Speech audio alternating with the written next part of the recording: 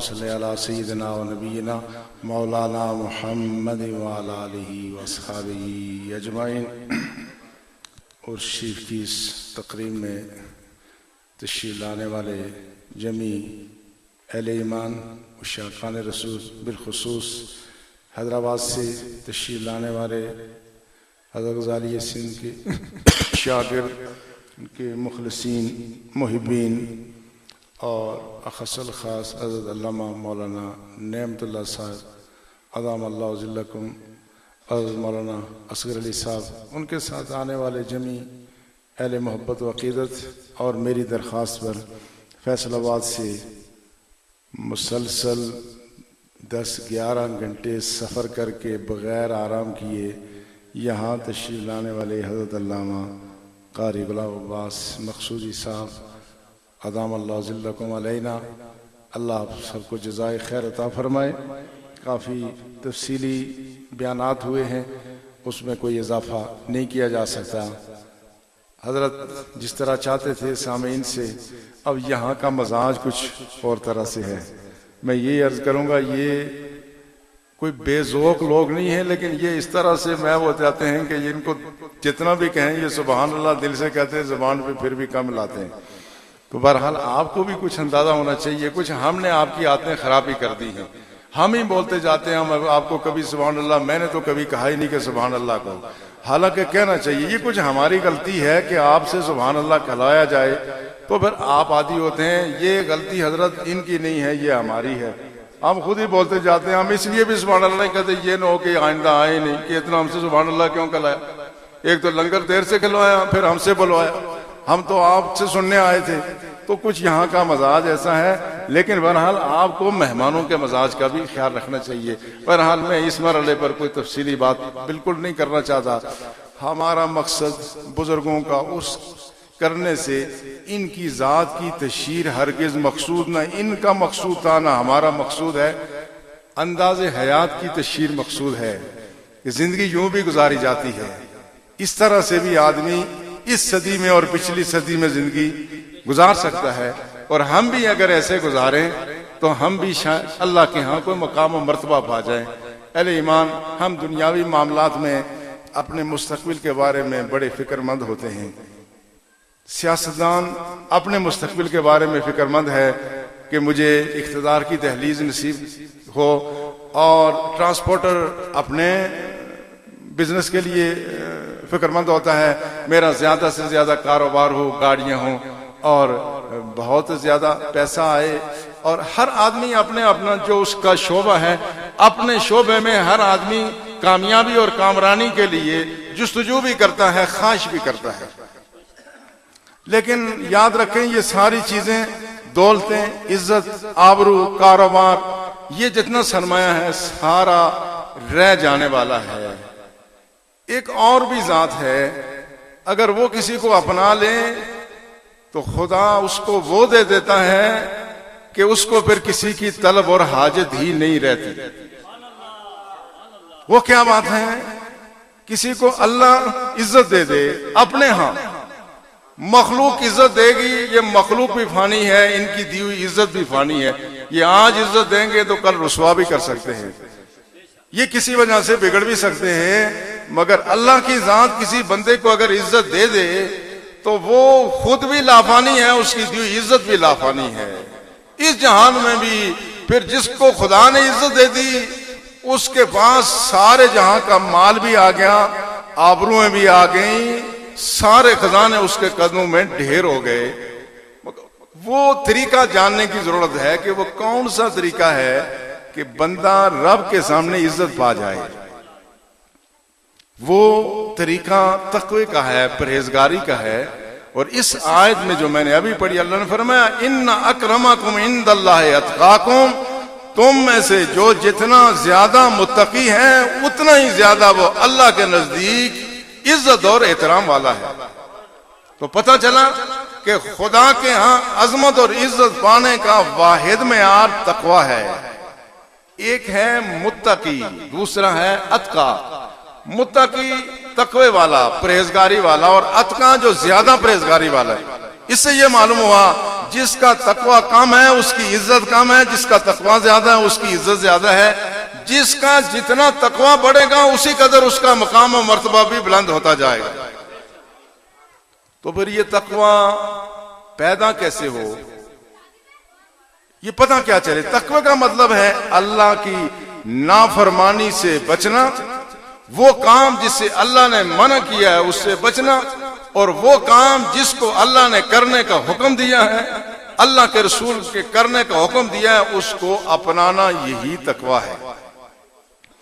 इस तकवे की बुनियाद कुरान हकीम है। हमारे अल्लामा ये कुरान से ही आगाज करते थे अपने बयान का।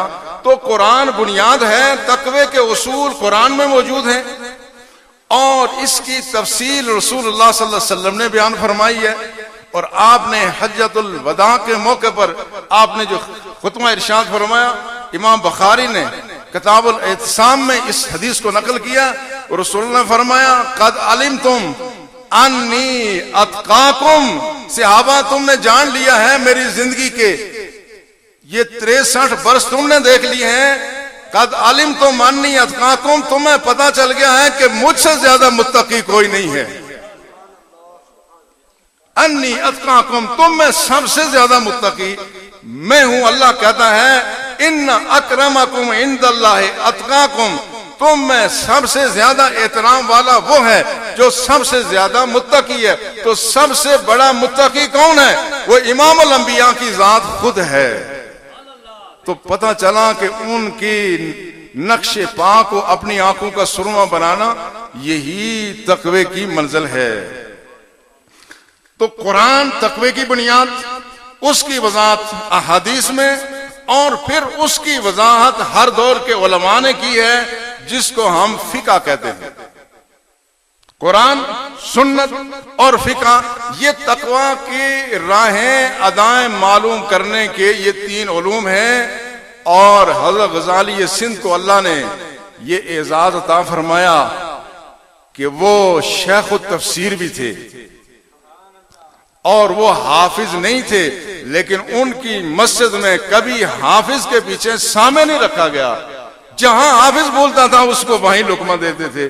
कुरान उनके कल्बे अथर पर मुनकशिफ होता था, वो उनकी कुरान के नूर से उनका सीना मुनव्वर होता था। जहां हाफिज बोला वहां उसको लुकमा दे दिया। सबसे पहले तो उन्होंने इल्म कुरान सीखा और फिर वो बाद में शेखुल तफसीर बने। उसकी तफसील अहादीस में है। सारी उम्र अहादीस पढ़ाई तो शेखुल हदीस करार पाए। फिर शेखुल फिक्र, वो फरमाते थे, उलमा जानते हैं ये आप किसी करने की बातें नहीं है, हमारे यहाँ हिदाया फिक्र में सबसे ज्यादा दकीक किताब है। हमारे उलमा जब हिदाया पढ़ लेते हैं तो फिर इनको फिक्र में किसी किताब के पढ़ने की जरूरत नहीं होती। इतनी जुजियात, इतनी तफसीलात, इतने दलाल पे बहस होती है। फरमाते थे, मैंने हिदाया 35 मरतबा पढ़ाया है और मुझे हिदाया की इबारतें इस तरह याद है जिस तरह हाफिज़ों को कुरान याद होता है। तो तकवे की सारी तफसीलात कुरान में, अहदीस में और फिक़ह में जो थी, वो सारी तफसीलात से वाकिफ थे। वाकिफ ही नहीं थे, वो तकवा फैलाते थे।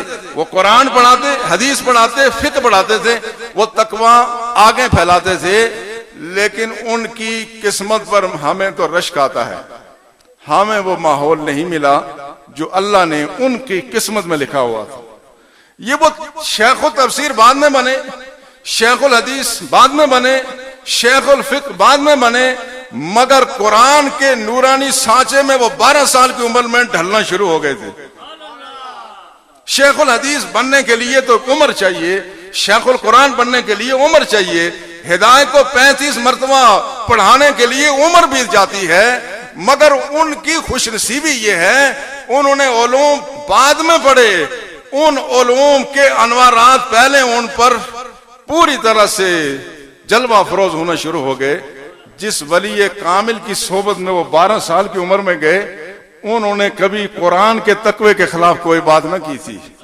उन्होंने सुन्नत रसूल के खिलाफ कभी कोई बात ना की थी। उन्होंने फिकी जुजियात में जो मुस्तहबात हैं, कभी वो मुस्तहब अमूर भी तर्क न किए थे। ये अजमत है। और ये रसूलुल्लाह सल्लल्लाहु अलैहि वसल्लम का भी ये सारा फैज अल्लाह के रसूल की जात से आता है। हजरत आयशा फरमाती हैं कान और खुल्कुहुल कुरान, रसूलुल्लाह की अजमत ये थी कि कुरान बाद में नाजिल हुआ, मगर रसूलुल्लाह सल्लल्लाहु अलैहि वसल्लम के वजूद से कुरान के अनवारात अखलाक की सूरत में पहले निकलने शुरू हो गए थे। तो हजरत गजाली सिंध पे अल्लाह का करम यह था कि उन्होंने ये उलूम बाद में इनमें कामिल दस्तरस तो बाद में हासिल की, मगर इनके अनवारात उन पर पहले ही नाजिल होना शुरू हो गए थे। आज भी ऐसे उलमा हैं। उलमा रब्बानियीन में और दूसरे उलमा में फर्क ये है, दूसरे उलमा कुरान पढ़ते हैं, हदीसें पढ़ाते हैं, फिक्र पढ़ाते हैं, उलूम शरिया पढ़ाते हैं, मगर बहुत कम लोग हैं जो उसको अपनाते भी हैं। मैंने 7 साल उनकी मैयत में गुजारे, शब और रोज देखे, मैंने 7 साल में कोई अमल खिलाफ सुन्नत नहीं देखा। मुफ्ती साहब कहते हैं मैंने 17 साल करीब से देखा। ये दीवाने, ये मलंग लोग नहीं हैं, ये चरसी मंगी लोग नहीं हैं कि जो इनके सामने जो बात कहें वो कहें। हज़रत सुभान अल्लाह, मैंने एक जाहिल पीर के बारे में ये सुना कि उसने मगरिब की नमाज में 2 रकातें पढ़ा ली, तो उसके पीछे जो थे एक साहिब इल्म आदमी था, उसने कहा ये मगरिब में कसर नहीं होती, तो सारे मरीजों ने कहा नहीं हज़रत साहब ने पढ़ लिया तो हो गई है। ऐसे ये लोग नहीं हैं, इनके सीने अल्लाह के कुरान के नूर से मुनव्वर हैं। ये मुफ्ती हैं, ये उलमा हैं, ये तो सारे कुरान हदीस की रोशनी में अपने पीर के चेहरे को शब रोज को लम्हा लम्हा देखते हैं, और जब फिर कोई परछाई नजर नहीं आती तो हाथ आगे बढ़ाने के लिए 2 साल तक इसरार करते हैं कि हमें बैत कर लें। लिहाजा ये मामला बिल्कुल मुख्तलिफ है दूसरे लोगों के मुकाबले में। लिहाजा अल्लाह ने उन पर बड़ा करम किया, वो उलूम उन्हें अता फरमाए और उन उलूम पर अमल भी वो शुरू से करते रहे और इखलास से करते रहे। सिर्फ अमल ही काफी नहीं है, अमल की बुनियाद इखलास है। वो इखलास से पूरी तरह से मुनमिक रहे। और मेरा विजदान ये कहता है कि जिन्होंने 17 साल देखे वो कहते हैं 17 साल में हमने खिलाफ शरीयत को नहीं देखा, और जो उनके दोनों कंधों पर मौजूद थे उन्होंने 70 साल का रिकॉर्ड पेश किया होगा, तो वो भी यही कहेंगे कि जब से इन्होंने होश संभाला है हमने भी कोई बात खिलाफ सुन्नत नहीं देखी। तो जब ये मकाम हो जाए तो फिर उस बंदे के लिए जो आपने यहां आया सुनी इस्तकामत पर, जिसकी ये इस्तकामत हो, उसका मकाम और मर्तबा ये होता है कि अल्लाह उसको कभी बेसहारा नहीं छोड़ता, बेसहारा नहीं छोड़ता। वो जब हज के लिए तशरीफ ले गए, उलमा की एक जमात साथ थी, तो जब वहां मुजदलफे में पहुंचे, उन्होंने कभी नहीं बताया, वो कभी अपनी करामतें बयान नहीं करते थे। खुदा ने इस मुसीबत से उनको बचाया हुआ था। अपनी तारीफ पे हमेशा नाराज होते थे। कभी कोई अगर चीज करामत के जुमरे में भी आए, वो कहते थे ये इत्तफाकी को हादसाती बात हो गई है, मौलाना तुम बात समझते नहीं, ये हादसा हो गया है, ये कोई करामत नहीं है। लेकिन जब वो मुजदलफा में गए, 1965 की बात है, आज भी जो लोग हज के लिए वहां जाते हैं मुजदलफे में, आज भी खुले आसमान तले वहां रात गुजारनी पड़ती है, न खाने के लिए न पीने के लिए। उस जमाने में वॉशरूम भी नहीं होते, अब हो गए। बहरहाल वो उनके साथ जो उलमा गए, उनमें से एक ने मुझे बताया, हमने जब रात को वहां जाके पड़ाव डाला, खुले आसमान तले हैं, खाने के लिए कुछ नहीं है, अब क्या करें, सारे भूखे। तो हम वहां बैठ गए, चटाई बछाई, दरमियान में हजरत तशरीफ फरमा थे, साथ हम भी बैठ गए। तो दूर से एक आदमी एक तश्त उठाए हुए सर पे आ रहा था। हजारों आदमियों, लाखों के दरमियान से शायद गुजरा होगा। आते आते आते आते चलते चलते चलते चलते जब हमारे पास पहुंचा, हमारे दरमियान लाके तश्त रख दिया। क्या बात थी? जहां हजारों लोग मौजूद हैं, इनमें क्या इजाफी बात थी, ये उसी रब को पता होगा, उसका अपना निजाम है। कहा जब खाने रखे तो उलमा कहते हैं हमने जिंदगी में इतने खुश जायका खाने नहीं खाए। हम सारे खाने में लग गए। उस शख्स ने, वो बैठ गया नूरानी चेहरे वाला, को हमने भी नहीं पूछा। हम खाने से बाहर, हम ये समझ रहे थे कि हजरत उससे पूछेंगे, चूंकि अरबी में रवानी इनको थी, यही बात किया करते थे। हमने ये सोचा कि जब फारिग होंगे तो ये पूछेंगे। जब खाने से फारिग उसने वो बर्तन समेटे, तश्त लेके वो जब रवाना हो गया, तो हमने कहा हजरत इससे पूछ तो लेते, ये है कौन, इतना अच्छा खाना इसने हमें पेश किया है, हमने पूछा भी नहीं। आपने फरमाया मैंने नहीं पूछा तो तुम पूछ लेते। उन्होंने कहा बस गलती हो गई, ये राज ही राज रहा। वो जात जो मुज़दलिफे में उनकी दावत का एहतमाम करती है, वो कुरान में फरमाती है इन्नल्लज़ीना क़ालू रब्बुनल्लाह सुम्मा इस्तक़ामू, इसके आखिर में फरमाया नुज़ुलन मिन गफूरिर रहीम, वो रब के यहाँ जाते हैं तो वो रब के मेहमान होते हैं। ये उनकी दावत और उनके लिए एजाज होता है। इसलिए आज आप जो तशरीफ लाए हैं, आपका मेजबान मैं नहीं हूं, मैं और मेरे बच्चे और ये हमारे गांव के जितने लोग हैं ये खुदाम हैं, मेजबान वही है, मेजबान वही है। लिहाजा यहां आए हैं तो अपनी आकबत मांगे, अपने लिए जो मांगेंगे मुझे यकीन है कि अल्लाह की जात आपको यहां से खाली नहीं ले जाएगी। मेरे वालिद ने कभी दुनिया की तमन्ना नहीं की। वहां लोग आके प्लाटों के लिए कह रहे थे मेरा कश्मीर में झूंपड़ा है, किसी ने गाड़ी की चाबी दी तो कहा मैं चाबी को क्या करूंगा, मैं पैदल चला जाता हूं। उन्होंने दुनिया की लालच नहीं की। मुझे यकीन है अल्लाह की रहमत पर भरोसा करते हुए कि आज जो भी चीज यहां आके अपनी आकबत के लिए दुआ मांगेंगे अल्लाह आपको अता फरमाएगा। इसलिए इन अहलुल्लाह के साथ मैं फिर वो बात दरमियान में एक और ये रह गई, ये तकवे की तफसील कुरान में भी है, सुन्नत में भी है, फिक में भी है, मगर बाज चीजें ऐसी हैं जो न कुरान में वाज़ेह नजर आती हैं, न हदीस में वाज़ेह नजर आती हैं, न हिदायत में नजर आती हैं। ये चलता फिरता अखलाक किरदार होता है, इसमें नजर आती है। कुछ चीजें तकवे की फिर भी रह जाती हैं। जब तक सोबत में आदमी ना रहे वो रंग चढ़ता नहीं है। सोबत में रहे तो हर चीज का पता चल जाता है। हमने हर मरले पर उनकी सोबत से जो कुछ सीखा जिंदगी में काम आया। छोटी छोटी चीजें हैं जो आपको कुरान में नहीं मिलेंगी, हदीस में नहीं मिलेंगी, सुन्नत रसूल में वाज़ेह रहनुमाई नहीं है, फिक़ह की किसी किताब में कुछ भी नहीं है, मगर वो जिंदगी की ऐसी राय हैं कि उसमें आदमी अगर सही तर्ज अमल ना इख्तियार करे वो बंदूक के सामने बेवकूफ हो जाता है, खुदा के सामने बेवकूफ हो। छोटी सी बात हमारे रोजमर्रा मामला से मुताल्लिक है। हमारे ये होता है, हमारे सामने अगर कोई डिश रखी जाए खाने की, फ्रूट रखा जाए तो हम क्या करते हैं, जो सबसे अच्छी चीज हो वही पहले डालते। यही होता है नहीं होता? फ्रूट है तो सबसे पहले फ्रूट जिसके हाथ लगेगा पहले वही लेगा। कोई भी चीज खाने पीने की अच्छी से अच्छी मिले तो पहले हम अपनी प्लेट में ही डालते हैं। अब इस बारे में कोई मसला कहीं मौजूद नहीं है। मैं एफजी कॉलेज पेशावर में गया, वहां जब मैंने वहां हाजिरी दी तो मेरे साथ कराची के एक प्रोफेसर वो भी आए और उन्होंने भी वहां हाजिरी दी। वो हिंदुस्तान के रहने वाले थे, तहजीब और शाइस्तगी हिंदुस्तान से चली है। कहते हैं हिंदुस्तान के लोग बड़े मुहज्जब हैं, मगर सच ये है जो बात फुकरा की महफिल में है वो न वो दिल्ली में है, न लखनऊ में है, न वो इंग्लैंड में है, न वो न्यूयॉर्क में है। जो बंदाए खुदा के किरदार में जो झलक है वो क्या करते, जब हम खाने बैठते तो सबसे अच्छी अच्छी बोटियां वो ले लेते। अब मैंने सोचा मैं करूं क्या, मुझे मौका ना देते।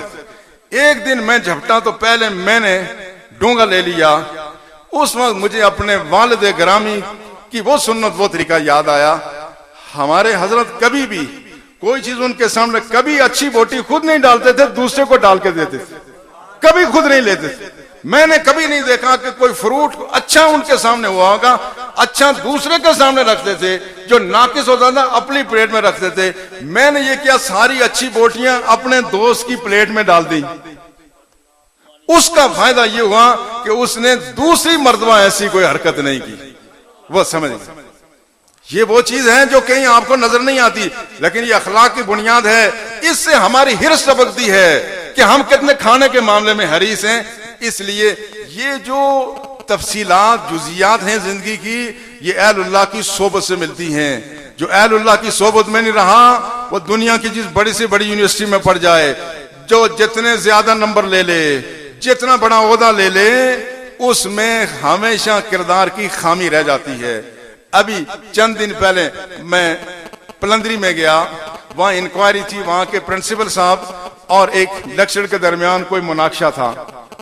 हम इंक्वायरी पे गए, यहाँ मंग कॉलेज के प्रिंसिपल थे, उनसे कभी मुलाकात हो पूछ लें। जब हमने इंक्वायरी कर ली 2-2.5 घंटे लग गए तो भूख लगी हुई थी। उन्होंने खाने का इंतजाम किया हुआ था। उन्होंने हमें पेशकश की कि चलते हैं हमारे घर में खाना, चूंकि खाना तैयार है।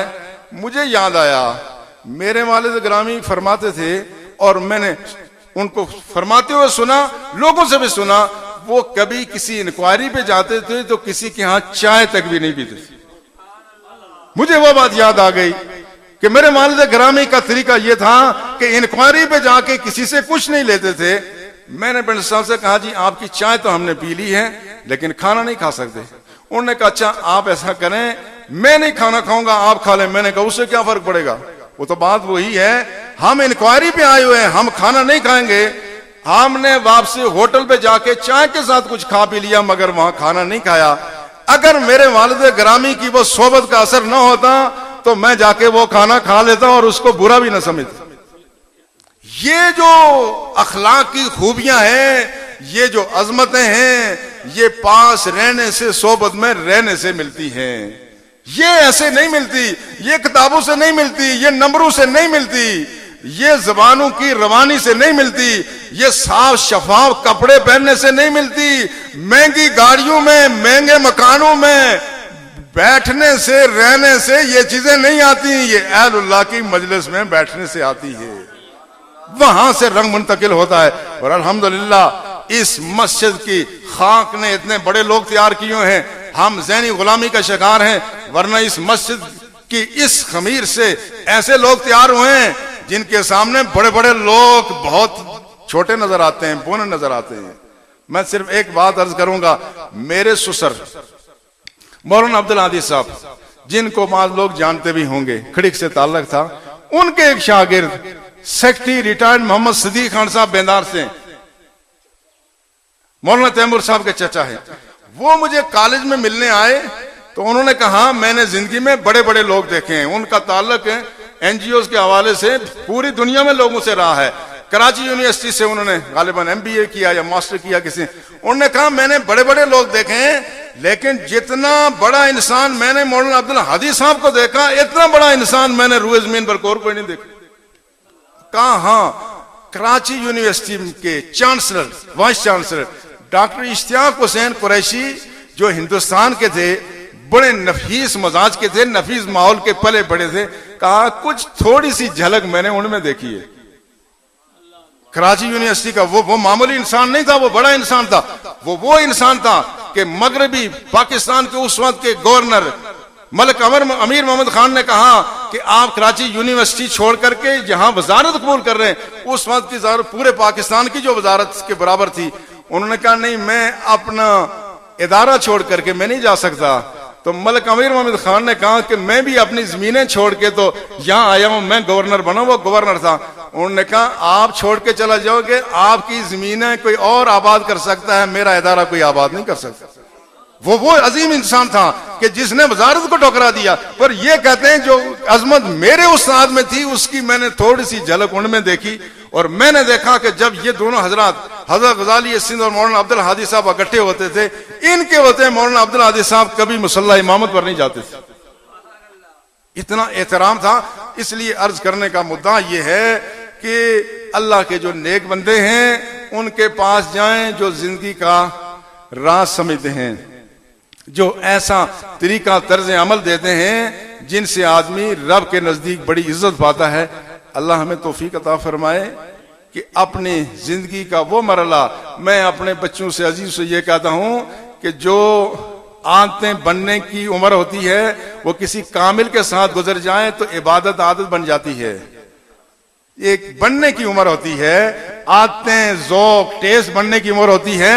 वो अच्छे माहौल में आदमी ने गुजारी हो तो सारी उम्र अच्छाई अपनी तबीयत का हिस्सा बनती है। वो बुरे माहौल में आदमी गुजार रहे तो वो बुराई अंदर ही अंदर जड़े पकड़ लेती है। इसलिए अल्लाह हमें इस बात की तौफीक अता फरमाए कि अहलुल्लाह के साथ अपना ताल्लुक, वसाल के बाद तो फैज बात की बात है, दुनिया में भी अहलुल्लाह को तलाश करें, अल्लाह के नेक बंदों को तलाश करें, जहां मिलें उनकी सोबत में रहें, अपने बच्चों को उनकी सोबत में दें, और उसके बाद वो वसाल कर जाएं तो उनकी तुरबत पे हाजिर हो करके उनके वसीले से दुआ मांगें, अपने लिए मांगें, उनके लिए मांगें। अल्लाह सबका यहाँ हाजिर होना मंजूर और मकबूल फरमाए और हमें वापसी के जो हमारे लम्हात हैं उनको हमेशा पेश नज़र रखने की तौफीक अता फरमाए। अहलुल्लाह का अल्लाह अदब अता फरमाए। वमा अलैना इल्लल बलागुल मुबीन।